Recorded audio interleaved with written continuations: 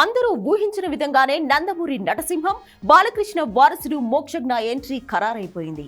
సుధాకర్ చెరుకూరి నిర్మాణ సంస్థ SLV cinemas మరియు లెజెండ్ ప్రొడక్షన్స్ బ్యానర్ పై ప్రశాంత్ వర్మ దర్శకత్వంలో సినిమాను అధికారికంగా ప్రకటించారు.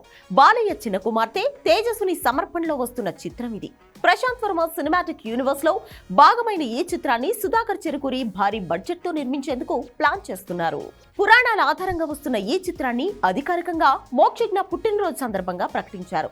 గత 4 ఏళ్లుగా మోక్షజ్ఞను లాంచ్ చేయడానికి బాలకృష్ణ ప్రయత్నం చేస్తున్నారు. పలువురు దర్శకులతో బాలయ్య చర్చలు కూడా జరిపారు. తన వద్ద ఆదిత్య 369 సీక్వెల్ ను బాలయ్య ప్లాన్ చేశారు. దానికి సంబంధించిన కథ కూడా బాలయ్య రెడీ చేసుకున్నారు. కానీ చివరికి ప్రశాంత్ వర్మను బాలయ్య ఎంపిక చేశారు. హనుమాన్ సినిమాతో ప్రశాంత్ వర్మ తానేంటో అనేది ప్రూవ్ చేసుకోవడంతో బాలయ్య ఇప్పుడు మోక్షజ్ఞ లాంచ్ కు ప్రశాంత్ ని ఎంపిక చేసుకున్నాడు. ఇప్పుడు మోక్షజ్ఞను పాన్ ఇండియా సినిమాతో లాంచ్ చేయడానికి రెడీ అయ్యారు. టాలీవుడ్ వర్గాల సమాచారం ప్రకారం ఈ సినిమా సోషో ఫ్యాంటసీ అని తెలుస్తోంది.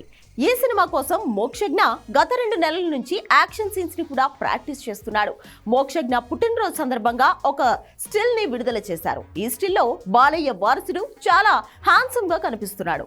మొన్నటి వరకు బొద్దుగా ఉన్న ఈ కొత్త హీరో సినిమా కోసం చాలా స్లిమ్ అయ్యాడు. దీనిపై ప్రశాంత్ వర్మ మాట్లాడుతూ మోక్షజ్ఞను సినిమాల్లోకి తీసుకురావడం చాలా పెద్ద గౌరవం, అలాగే పెద్ద బాధ్యతగా భావిస్తున్నా అన్నారు.